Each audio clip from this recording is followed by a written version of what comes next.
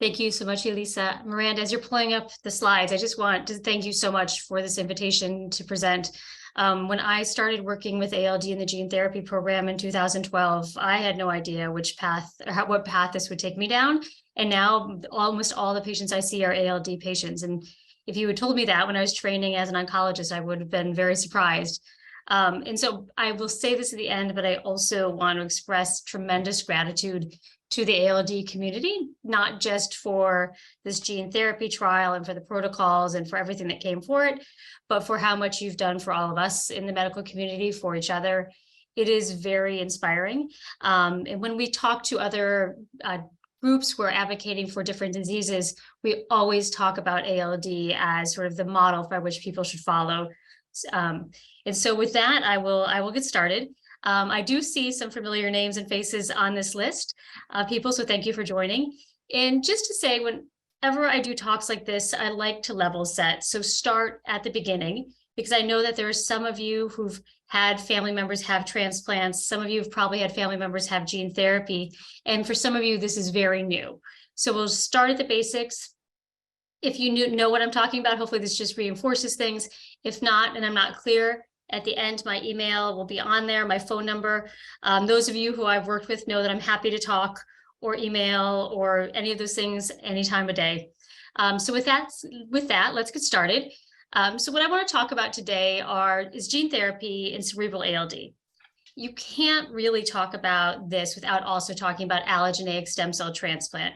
So stem cell transplant, which has been a treatment for boys with early stage cerebral ALD for decades, really laid the foundation for gene therapy for this disease. And there may be, for some patients, where allotransplant is the right option, and for others, gene therapy. And so I'm not here today to say one is better than the other, but just to say that I'm grateful that we have options and to talk about those. So just starting with allotransplant, so on the left, the process of allotransplant, maybe go ahead, sorry, and I also apologize in advance to Miranda for giving her way too much animation. So just to say the process, so if we think about early stage ALD, the goal of gene therapy is to stop disease progression. And so that's the goal of gene therapy, and that's the goal of allotransplant. So we get there in the same process. Go ahead, Miranda. Things just to say up front is that neither of these treatments is thought to be effective for boys who have advanced disease. And you could talk about what that is defined at in a clinical trial versus in practice of stem cell transplant. But whatever that definition is, neither therapy is felt to be effective for advanced disease. So that's an area we need to work on in the community. It doesn't treat adrenal insufficiency. So if you or your child or someone you care about in the ALD community has either gene therapy or allotransplant and also has adrenal insufficiency and is taking hydrocortisone, we're not going to fix that. But I think that we can probably all agree that that is a much more manageable, long-term effective disease than certainly the cerebral form of ALD. This is also important, and which is why it's so important that everyone does their screening. Neither therapy is felt to be able to reverse symptoms that are present at the time of treatment. So if you come to either allotransplant or gene therapy with some symptom, we don't expect that to go away. We want things to stop. And that's why it's so important to get treated as soon as possible. Another key element that really hits at the urgency of time is that the disease can progress after therapy. For some patients, that can be as short as 2-3 months, or you may actually not see progression. For others, you can have pretty significant progression either with allotransplant or gene therapy. So again, trying to get people to treatment as early as possible really makes a difference. And finally, we don't think, or at least we don't know at this point, that there's any impact on the development or the later development of AMN. We feel relatively confident in that knowledge from allotransplant because it's been done for decades. Based on that, we don't think that gene therapy will impact AMN, but also fair to say that we don't know.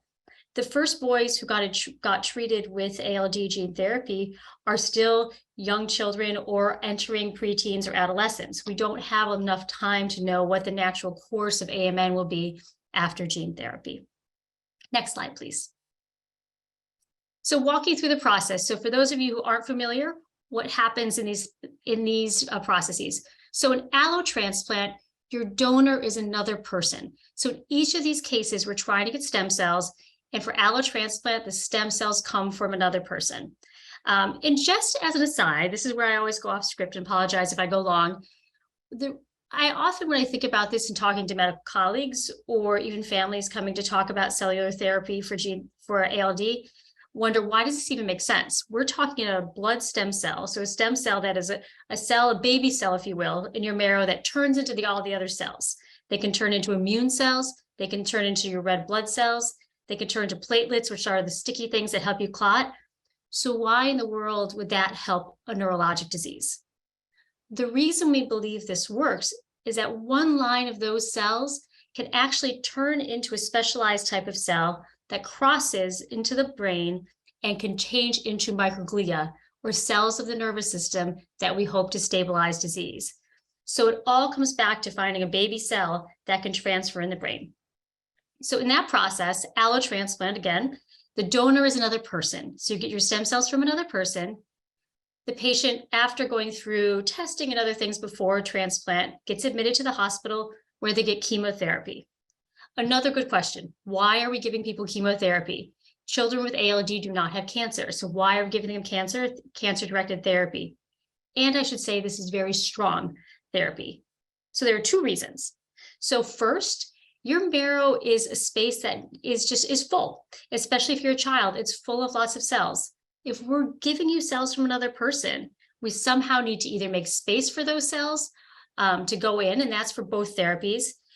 But you also need to get rid of the cells that can reject the new ones coming in. So that's part of allotransplant. So the patient gets chemotherapy, the stem cells are infused, and both of these processes are done through what are called central lines. So big IVs that typically, or lines that look like AVs that typically come from the chest area. The stem cells get infused, and if you're getting an allotransplant, that can look like a big bag of blood, or it can look like a small sort of pinkish bag if you're getting cord blood, but it looks like a transfusion of a blood product. And after that, the patient recovers from the effects of therapy, and hopefully disease progression is halted. Anyone who has gone through this treatment knows that there's a whole lot that happens between stem cell infusion and recovery. So this is not meant to be disrespectful for that, but just to give the overall process. So in gene therapy, you end up trying to get to the same spot with a couple extra steps. So first of all, you don't need to find a donor. The patient themselves is the donor. Their stem cells get collected, and that's done from a process called apheresis. And so we'll show you a little bit more what that is about. And then those cells are sent to a laboratory where they are mixed with a virus, basically, that carries a gene and puts it into the stem cells. Those stem cells then grow in the lab, and then you get to the same spot. So you get prepared with chemotherapy when you get admitted to the hospital. And in many cases, at least in the studies that we've done, that's almost the same chemotherapy, if not identical to what people get in allotransplant. So both strong chemotherapies. And the stem cells get infused. But in this case, I think this is the last animation, Miranda, the stem cells that are infused are genetically modified stem cells rather than those from the donor. And then again, you recover from the effects of treatment and hopefully disease stops. Next slide, please. So I just want to get into a little bit more detail about how this process of putting a healthy gene into someone's cells is done. So obviously the size of the people in the diagram are not appropriate for the size of boys undergoing ALD, so just forgive me that. The stem cells are collected from the patient, and that's done after boys get a shot underneath their skin, and that's done for 5 days, and then they are connected to a machine. This looks a lot like a dialysis machine, if you can think about people who get dialysis, where the blood comes out one tube, goes through a machine where the stem cells are separated, and everything that's left goes back into the patient. Those stem cells then are sent to a lab, and this is what's on the right side. And this process of transduction, which you'll hear about in gene therapy, is the process where the gene, we call it the therapeutic transgene, and all that means is the gene that we're putting in. So we're putting in a healthy ALD gene.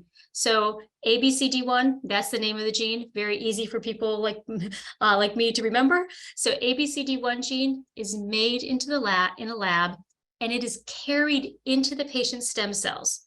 And here's one of the crazy parts. is carried into the stem cells by a virus. And in this case, that virus is HIV.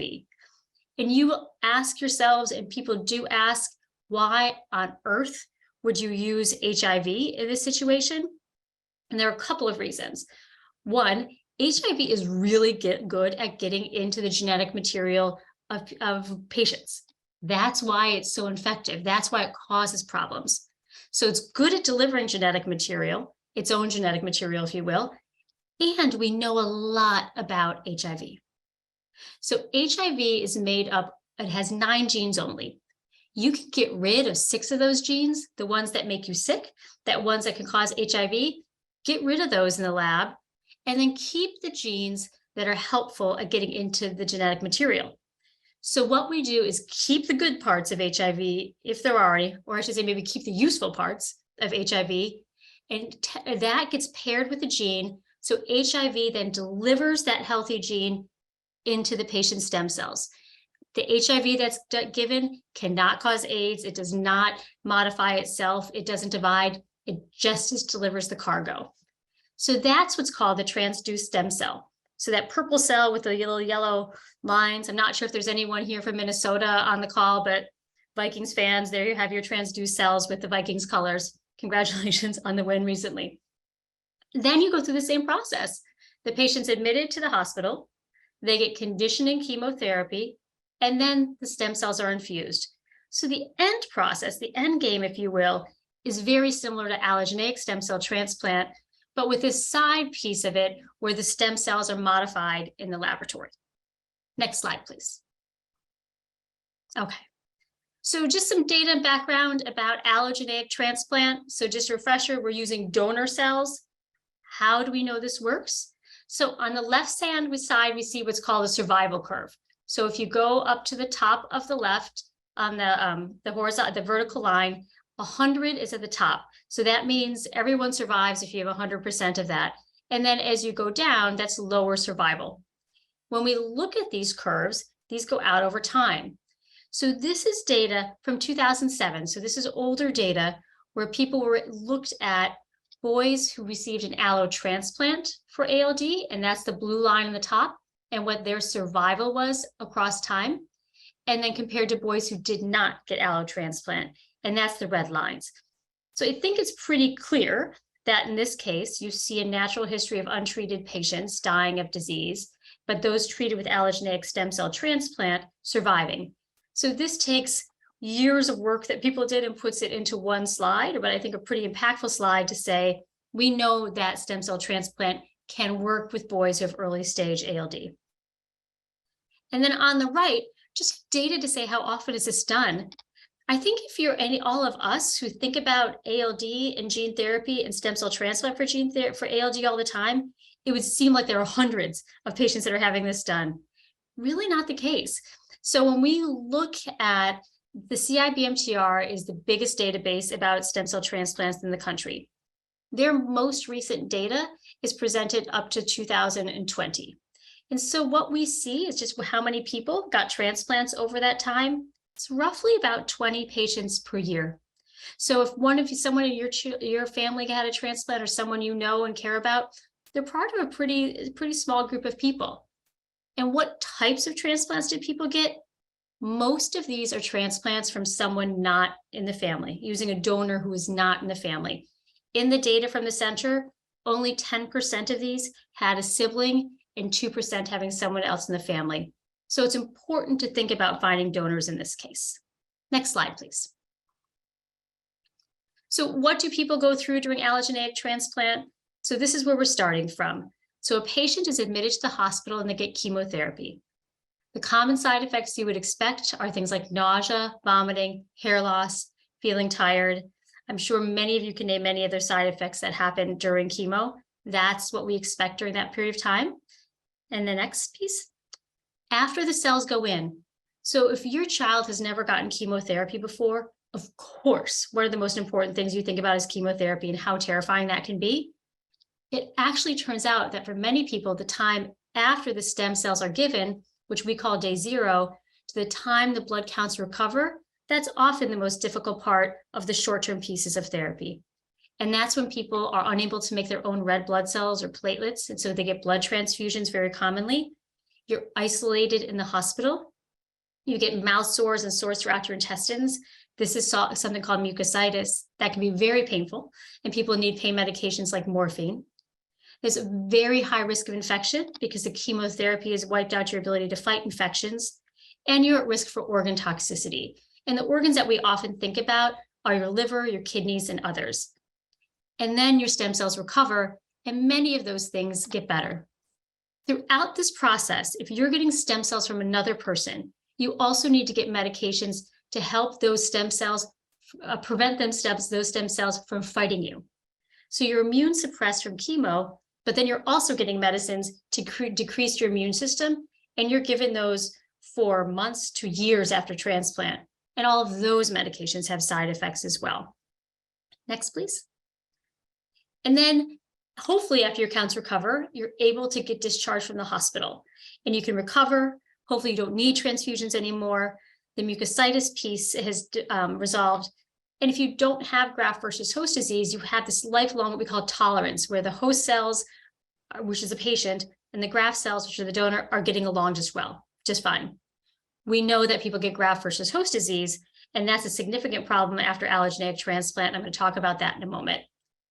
And then the green bar on the bottom, this is incredibly important to know. If you take anyone getting an allogeneic transplant in this country, there's a 10 to 15% chance of dying of a complication in the first 100 days after transplant. Numbers tend to be better in boys who are getting treated for with ALD because they haven't gotten chemotherapy before and other things, but they are certainly not immune from this. So I'm a stem cell transplanter. I look at this and I see the problems of our therapy. And part of the hope is then that gene therapy can take some of these risks and bring them down. Next slide, please. There we go. So what is graft versus host disease? Why do we always talk about this with allotransplant? So this is a clinical syndrome of multi-organ attack that is initiated by the T cells. These are immune cells from the donor. And this is the most common complication of allotransplant. And so when I think about this, you think about your immune system, and we've all learned a ton about immune system in the past 2 to 3 years. The job of the immune system is to go after things like viruses or other things that aren't supposed to be in your body, attack them, and get rid of them. So if you have a new immune system from another person put into your body, it can look at your body and try to attack it. And in people getting a transplant, those new cells from the donor can look at the skin and attack it, or the liver or the intestines, and cause significant problems. And there's a spectrum. We can say, there's some kids who get a little bit of a rash, we put topical steroids on it, no big deal. And then there are people who have significant graft versus host disease, which can cause skin changes that look like burns in the short term or long-term problems with different organs. So there's a huge range. The risk for graft versus host disease is greatest when you get a stem cell transplant from someone who is not in your family, and particularly someone who is not in your family who doesn't perfectly match you. Next slide, please. This can transition into something called chronic graft versus host disease, and this can be life-threatening. This could be debilitating, and can cause all the things listed on the screen. So painful rashes, skin thickness and tightening, stiff joints or muscles with difficulty using your hands, dry eyes or vision changes. Probably the thing we most fear about GVHD is problems with your lungs, because that can be fatal. Nausea, vomiting, diarrhea, and just a general decline in your health. And just to say, I didn't put it up here because we don't study it enough in the allotransplant world or in the transplant world in general. This can be devastating to people's mental health as well. So going through a process where you have one disease that you've gone through this treatment for, and now having life-threatening complications, or even just complications that make it hard to live your best life, can be mentally debilitating for people. Next slide, please. And so why do we talk about this? Not everyone has a sibling match. So the sibling match is the middle. That HLA is the thing we talk about matching. Syngeneic on the bottom, that means you have an identical twin. And that's not someone that we would typically use as a donor for ALD because this is a genetic disease. And then an unrelated donor on the far side. So as you go up and get less well matched, you have higher risk of graft versus host disease, higher risk of rejecting your grafts. So the cells come in and the person who got them kicks them out, and increasing risk of death related to complications of transplant. Next slide, please. This slide, I think, is very important, and I know it's also very impossible to read. And so I just wanted to walk you through this and why one of the reasons that I feel strongly about gene therapy. If you do not have someone in your family who is a donor who matches you, so they can't have ALD, and sometimes you can talk about whether someone who has heterozygosity for that mutation, so perhaps a female in the family who might carry the mutation but does not have cerebral ALD, can be considered a full match. That's a different discussion. But if you need to find someone in the unrelated donor pool, so there's a pool of over 37 million people across the world who are willing to donate stem cells to someone, the chances of finding you a good match depend a lot on your background. So this came out in 2014, and this was the likelihood of finding a donor projected up to 2017. So the blue triangles in the top, that's our likelihood of finding someone, a donor, if you are of white European ancestry. So we can find a donor for almost 80% of people. And then if you look, it drops significantly. So those red squares, the next one, where it's about a 50% chance of finding a donor, that is if you are Native North American. Then you drop down further, it's a little bit difficult to see, but on the very bottom, the very low line is if you are of Black, South, or Central American descent, we have about a 10% chance of finding you a donor. If you are African American, it's about a 25% chance of finding a donor. So even though there are 37 million donors in the world, there aren't donors for everyone. And so that means we need to find alternative ways to treat people. Next slide, please. So things we think about, and I think I've gone over this already. So the type of donor you can get an allotransplant, who your donor is it someone in your family, someone not in your family? We need to think about conditioning regimen choices, and that's where we think about that's where we think about chemotherapy, and then the medications to prevent rejection and graft versus host disease. So these are things that are often on our mind when we're talking to families about transplant. Next slide, please. Okay, so now we're going to shift to gene therapy with all of that as background. And just some terminology, because the next slides that I'm going to show you are data from the clinical trials. And we use a lot of terms in there that I think when I see these slides, my head can spin a little bit, and I've been swimming in this gene therapy trial ocean for a while. So just to talk about what we need.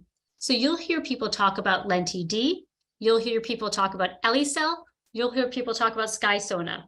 We're all talking about the same general process of gene therapy and the same products. These are the names that were given to the ALD gene therapy that we're talking about from Bluebird Bio at different points in development. So if you see those, that's all we're talking about. I'm going to talk about three studies, I should say. One is ALD 102. That's the first gene therapy study that we did in the United States and internationally. Number 104, that's the second one. For that, the major differences were some changes in the conditioning regimen, so slightly less intense chemotherapy, and then other changes. ALD 103, so this is important. So when you're doing the gene therapy studies, we all had to figure out in a community, how do we compare? So what are you comparing this to? We wanted to try to compare it to allogenic stem cell transplant.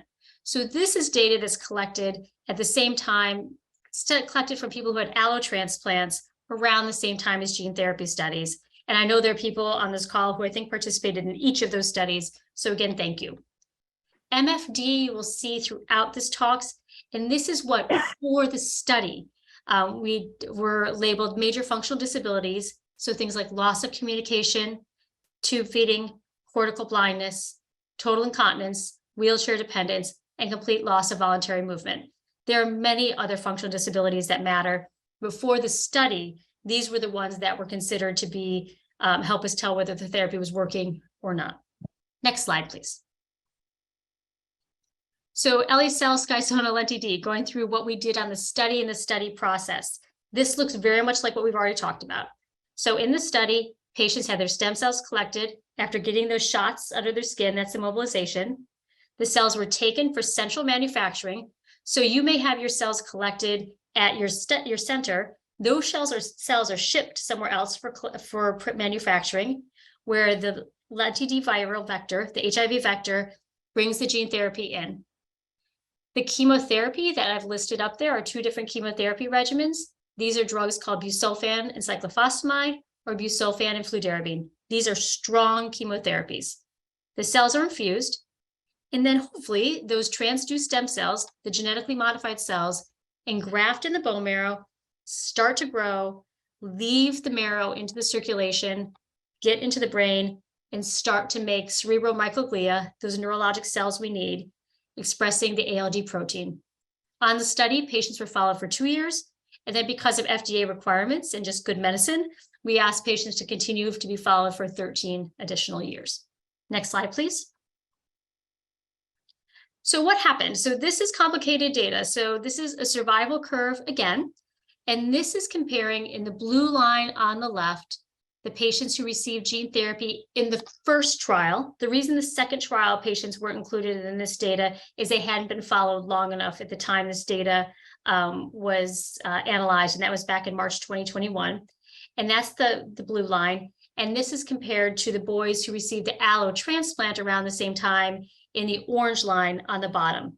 So when we looked at this primary endpoint, which is major functional disability-free survival, so that means, are you alive at 2 years after transplant, and have you acquired any of those disabilities that we just spoke about?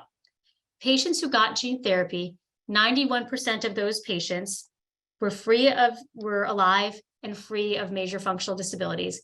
And that's compared to 76% of the boys who received allogenic transplant at that same time. And so that was probably, the most significant finding, or a very significant finding of these studies.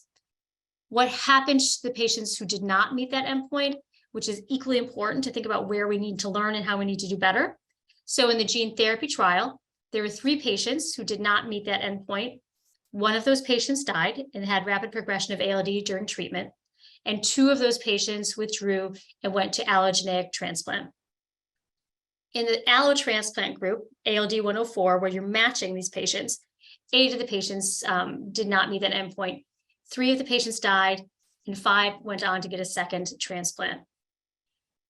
Importantly, but not reflected in this data, and we're going to talk a little bit more about it in a few moments, 3 cases of myelodysplasia were observed in these cases, and I will get into detail of that in just a moment. Next slide, please. And so now how do we look at survival? So that's major functional disability-free survival. And when you compare that to just overall survival, we can see that in that top line, that is the overall survival of patients who received gene therapy in the blue. And in the orange line, these are patients who had allotransplant, but would have been eligible for gene therapy. So they met in criteria. It's not fair for us to compare someone who was more advanced who got an allotransplant to patients who were less advanced who had gene therapy. And so this was trying to account for that.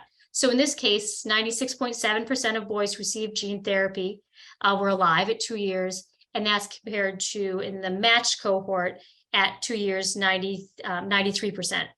And you could say, I'm looking at these lines, and that looks like less than 93%. And that's because these continued for time afterwards. So the orange line, where it stops, is approaching about 4.5 years. You see that patients are continuing to die. And then in the blue line, it remains stable over as long as we can follow out. Next slide, please. This is also a little bit of a complicated slide, but just to show what we're finding in the MRI and the function. So on the left, this with the blue boxes and the lines, this is the LESS score, so the MRI score, and how that changed from baseline. What you want to see is that it's stable across lines, and that getting therapy, you're not seeing significant changes. So if you look, we can see those blue lines, and these are the boys who got gene therapy, across the board are higher than the boys who got allotransplant. They don't change a whole lot throughout the study, but they are across the board higher. So that's something that we think about. Does this mean it's not working as well? What does that mean? Well, it's a little bit more complicated, because if you look at that, we would say that's a real problem. But on the right side, we see the neurologic function score. So this is the scale that tells us about how do people have seizures? Do they have blindness? Are you in wheelchairs? What is your functioning? You always want that score close to 0 or 1.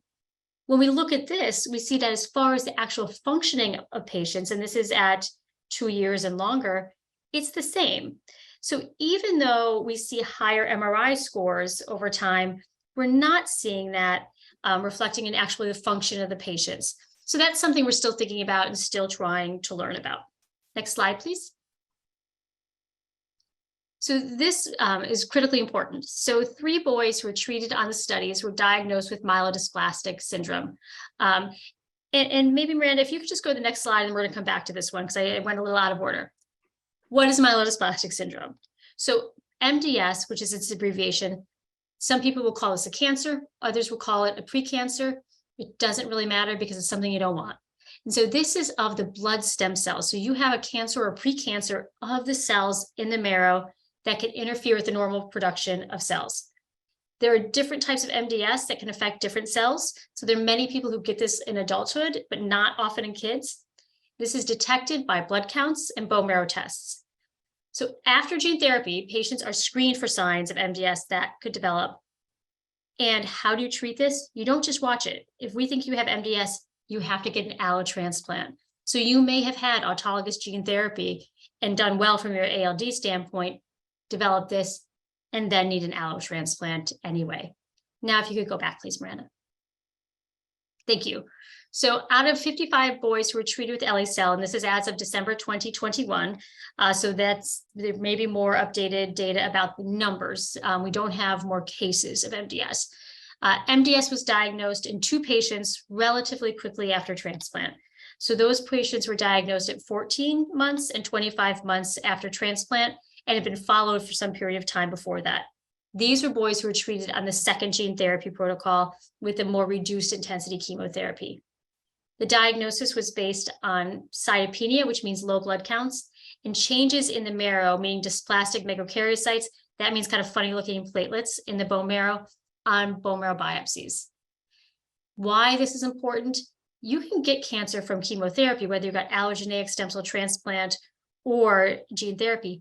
But in these cases, the evidence showed that the MDS was related to the spot that the virus put the gene. So this was directly related, not to HIV, not to that, but the location where the gene was put in the patient's DNA.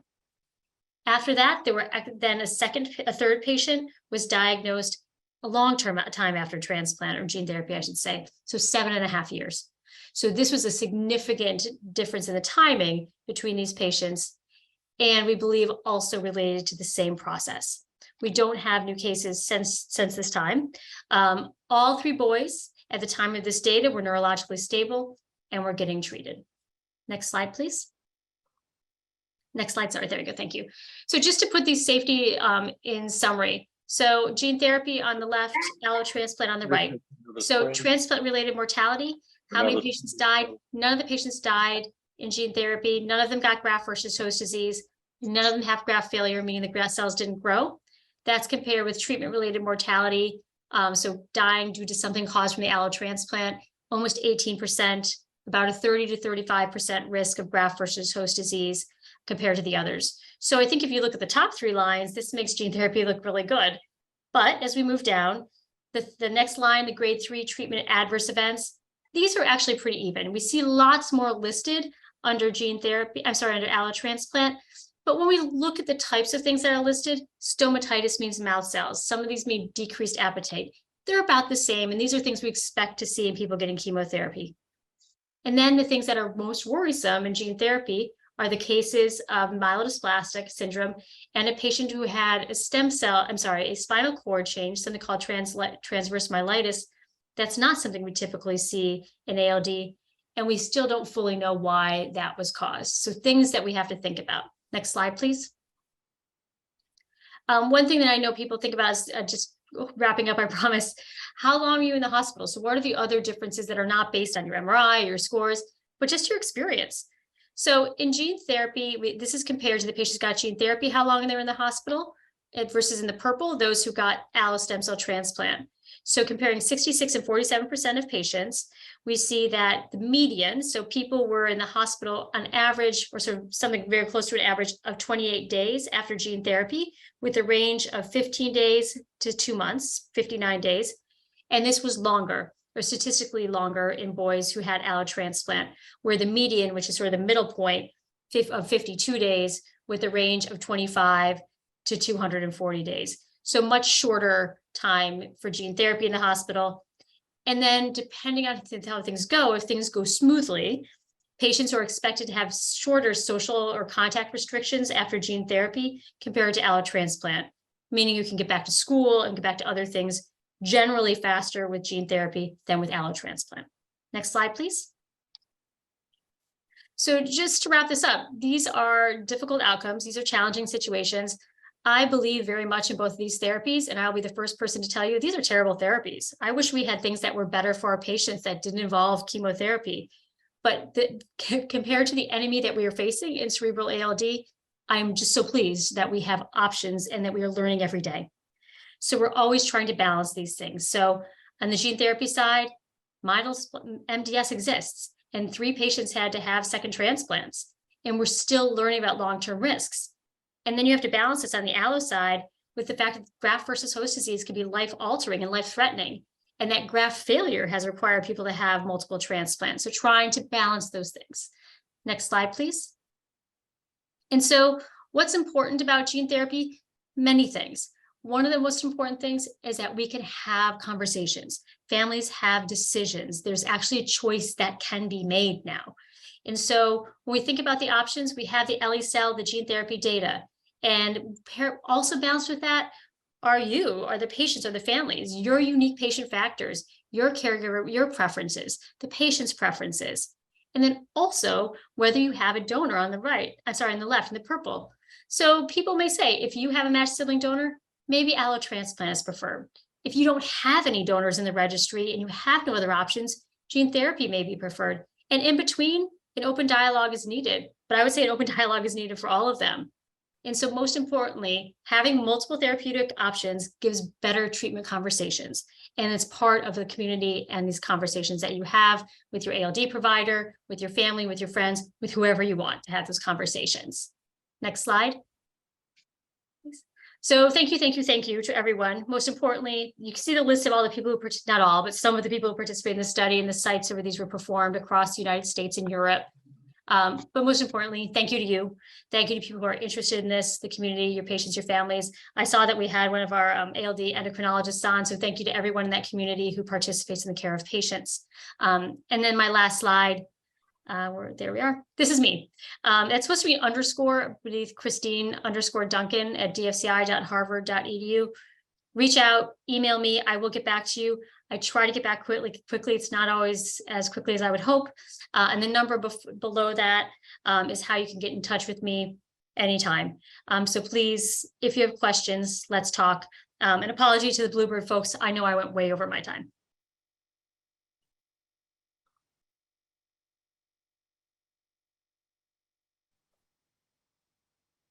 Thanks, Dr. Duncan. Miranda, do you want me to just go ahead and jump in to the Bluebird section? Sure, I'm pulling up your slides, right? Perfect. And no worries about going long. I think you always cover the information. I think that is, I think, of greatest interest to everyone, and so thoughtfully cover the data and the risks and the benefits and the background on the clinical studies. So thank you for all of that.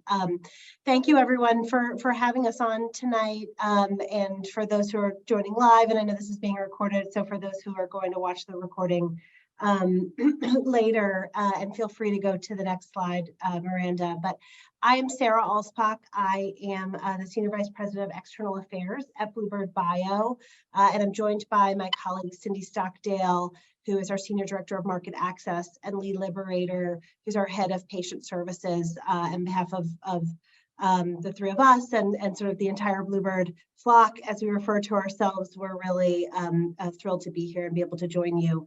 I think we'll move through the brief information we have quickly so we can get to Q&A, because I'm sure that there are questions. Maybe just one note on that first slide that I would be remiss without calling out is just that Lee, Cindy, and I are not healthcare providers, so just as Miranda had mentioned at the top, but we are also unable to provide any medical advice, and obviously would refer you to your healthcare providers and your healthcare team for any information or personal health advice.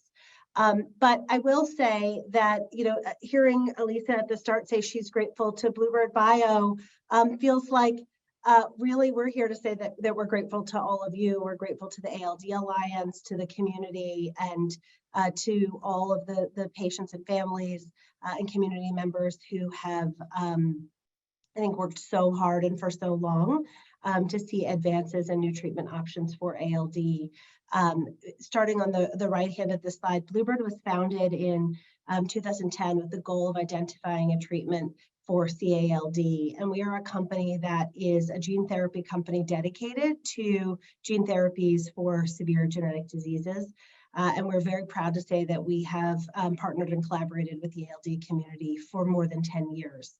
That has led to clinical trials across multiple therapy areas in more than 180 patients with our therapies that are built on a lentiviral vector gene therapy platform.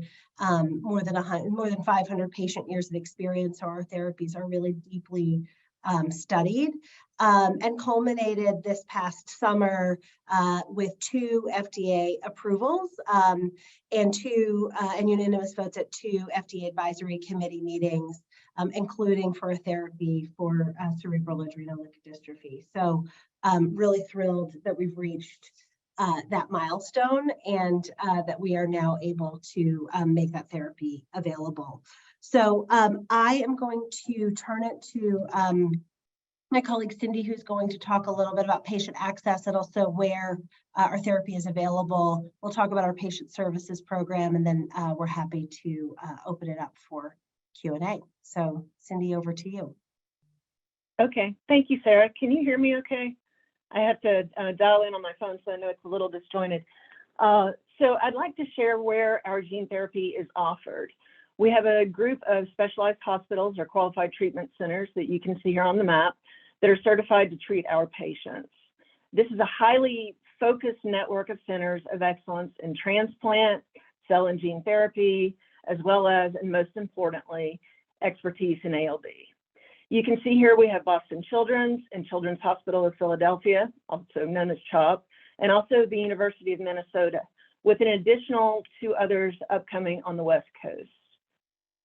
It's important to understand for the onboarding and activation of a QTC, it's really vital that they be trained as they play a highly critical role, not only in the treatment administration, but also in manufacturing by collecting the patient's cells, as Dr. Duncan was mentioning earlier, that are used to make Bluebird gene therapy. And so this is where you can find our treatment centers, and but I want to also let you know from an access perspective, I would be remiss if I didn't share just a little bit, and we can talk more in the questions later, but I wanted you to feel confident that we as a company have been really trying to get in front of the payers in an appropriate way, just from a disease state perspective, and to help educate them on the unmet clinical need. And we've targeted the top payers, and we've received positive input from them and feel that they do understand or are beginning to understand the urgency and the need to treat. And they are fascinated by gene therapy, and they want to know more, and they continue to want to seek out more clinical information. So it's been an ongoing dialogue, and that makes us so good about their engagement from an access perspective. And I'm going to kick it over to Lee to tell you a little bit more about my Bluebird support. Great, thank you, Cindy, and thank you everyone for giving us this opportunity to speak with you. My name is Lee, and I head up our patient services team and our program, which is called My Bluebird Support, but I'm also one of 2 members of the team that you would talk to if you called into our program. And so My Bluebird Support offers a variety of resources. We're going to start at the top right-ish under insurance support.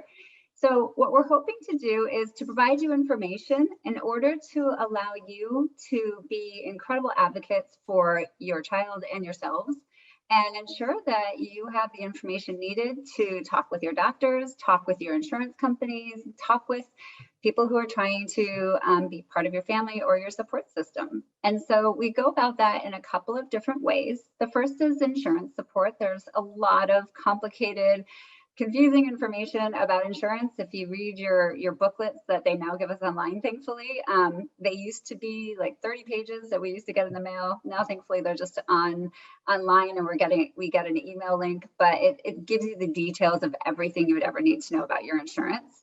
If you enroll it, which is optional, into My Bluebird Support, you're able to learn more about your specific insurance as it applies to gene therapy, as well as the out-of-pocket costs, which is what your responsibility would be financially for seeking treatment for your child.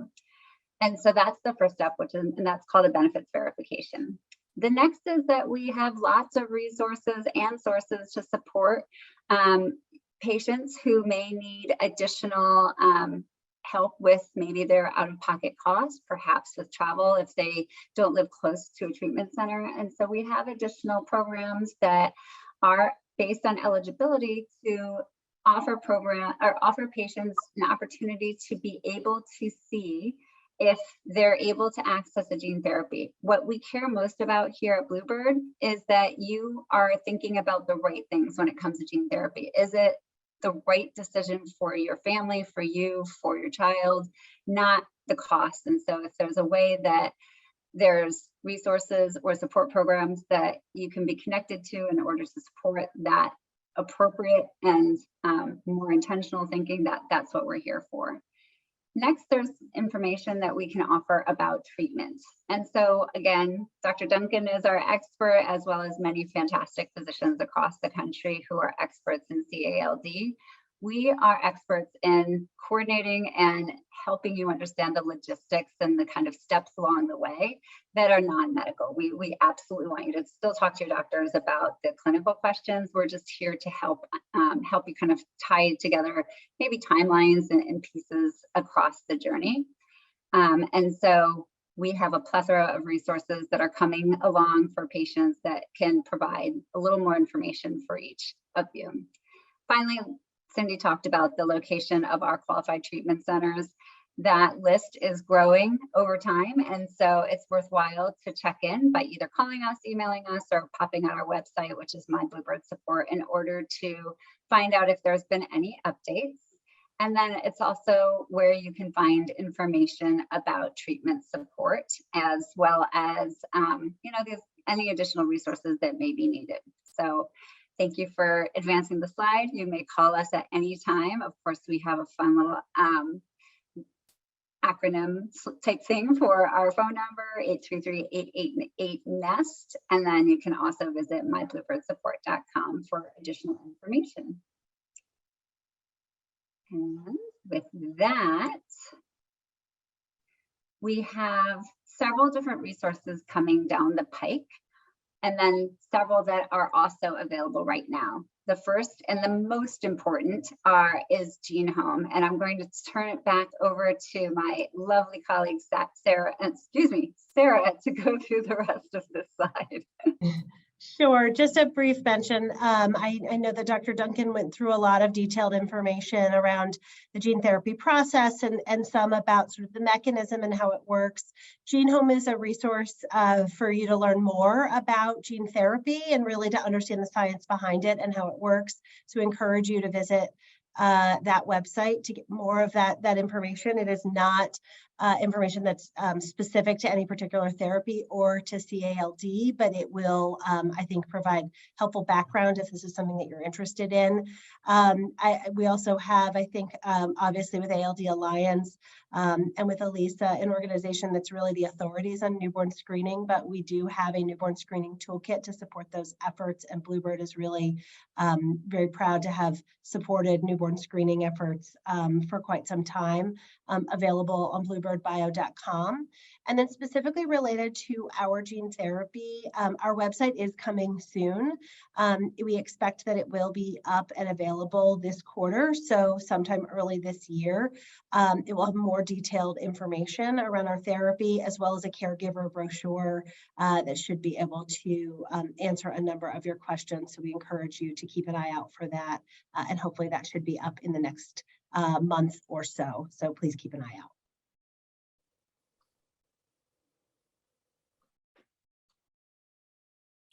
Thank you so much. Thank you, Dr. Duncan and everyone from Bluebird. So we're going to open it up to questions right now. If anyone has a question, please either put it into the chat or you can raise your hands. But this is the time to ask any questions that you may be thinking about. Lisa, I forgot to mention one thing, and maybe this is an okay time to say that people have often asked what the status is of gene therapy and where we stand. And just to say that the first patient on the commercially available gene therapy has had stem cell collection. And so we are up and moving. So we're really excited about that. And then also I would be remiss, and this is just a personal comment, it's Boston Children's Mass General. We're a combined Boston program, and it's been a combination where the neurology is done at Mass General and the stem cell transplant and gene therapies at Boston Children's. So just to make sure I've said that cleanly.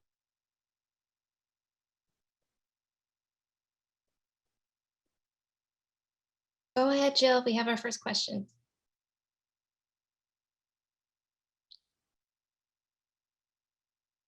Jill, go ahead and unmute yourself.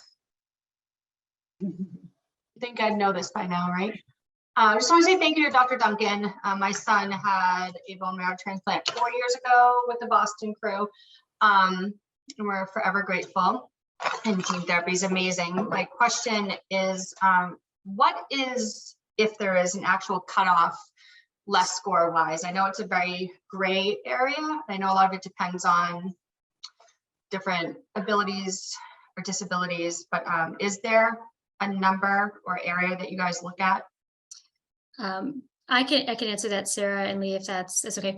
So the way the studies were done, you could have a less score up to 9, and what the FDA label has in it, and correct me if I'm wrong, is that age 18 or under and a less score of 9. I think that there is an option for us to have conversations about things that people who may fall out of those parameters, and that there's always a discussion.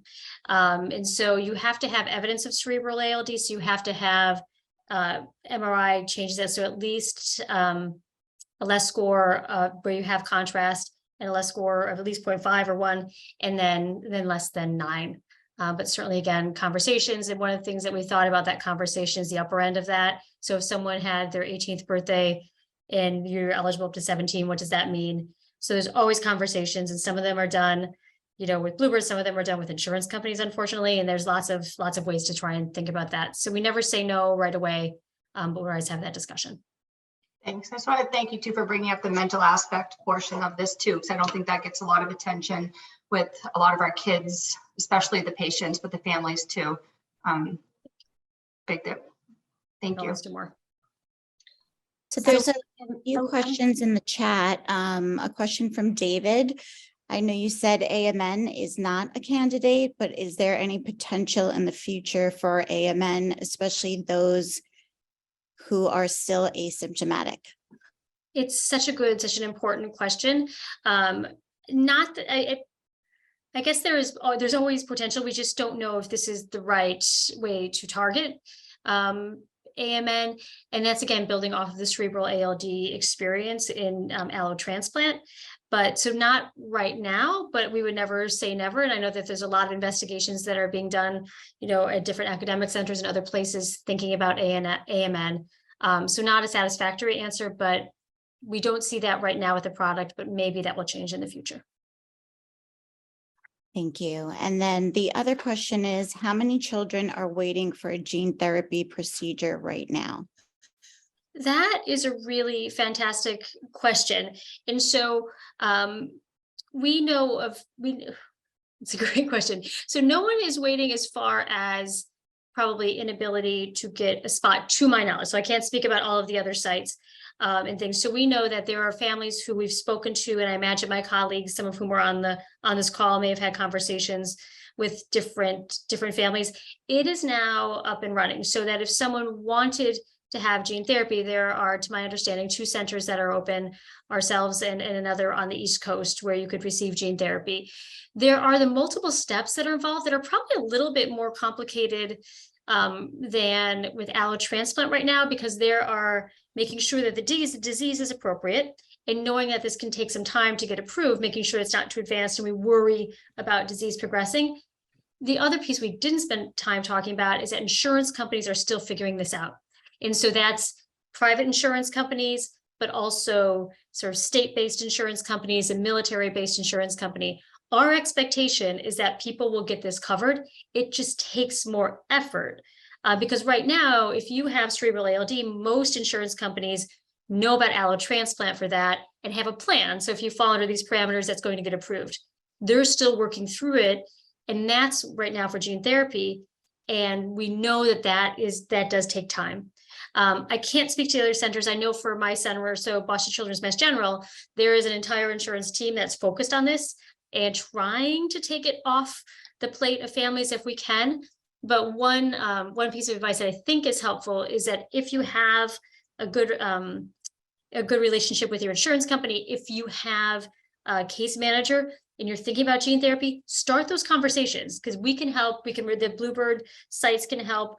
But our teams, even if you're not 100% sure you're going to go to gene therapy, they can start to look at the process so that we can maybe shorten that window if you get to that point and you're interested in it. So I can commit, and I know the colleagues that we work with at other centers, we are committed to this. We're committed to making this work, and it just may take a little longer to get the insurance company there, but we assume that they will get there. Dr. Duncan, I'll chime in here, and I think I'd love to hear from my colleague Cindy as well, who can speak to the access piece. But just to say that, and I want to respond as well to a comment in the chat. But yes, I think Bluebird is not providing specific numbers of the number of patients who are beginning gene therapy. I think that we are thrilled to hear that the process has started for the first patient who will be receiving the therapy since it's been approved, and that a number of patients are beginning or sort of getting scheduled and beginning that process as well. And so I see that there was another comment in the chat that of a patient or a family that was told that gene therapy was on hold and not available. And I did just want to clarify and just make sure that our therapy was approved in September of 2022. There had previously been a clinical hold on clinical trials for our therapy. At the same time, or really the day before our FDA approval, the clinical hold on clinical studies was lifted. So the therapy is available now, and that clinical hold is lifted. And so certainly want to make sure that there's no misinformation that it is on hold. I think there are 2 sites that are available and actively treating patients, or available and prepared to treat patients who are appropriate. And I think those other sites are coming on board. There are just a number of steps in order to have them ready to do so, but would encourage those with questions to please, as Lee noted, reach out to my Bluebird support to have specific conversations, or if there are questions about sites and where they stand. Cindy, did you just want to talk about the payer aspect of things and what we're seeing? Yes. So our goal as a company is no ultimate denials. That means if a patient is appropriate and clinically fit and they have insurance coverage, that's what gets us up every day, and that's what we do in market access. That is our function. And as I mentioned earlier, we've had really good conversations with the payers. But to Dr. Duncan's point, it's early in this process. Gene therapy is new for them. So there is going to be some built-in time at the beginning of this. And that's why when she stressed that, if there's an interest at all, either reach out to my Bluebird support, reach out to, any of the hospital people that you can work with as far as patient advocates, and they can help you get into the system. And don't be afraid of that. And I think Lee touched on this earlier. You have the largest voice, and I know sometimes it doesn't feel that way, but advocate for yourself, and we are here to support you. But your message means a lot, and the payers do realize that this is critical and times of essence. Thank you. I know we're a little bit over time, but I just wanted to get these last two questions in. And then if there's anyone else that has questions that weren't answered, you can send them to me, to Miranda, to Dr. Duncan. We just want to make sure that we're answering as much as we can. So this is from Liliana. Are there any plans for advanced stage of ALD? Her son is 15 years old and they are hopeful for a treatment for him. It's a great question, Liliana.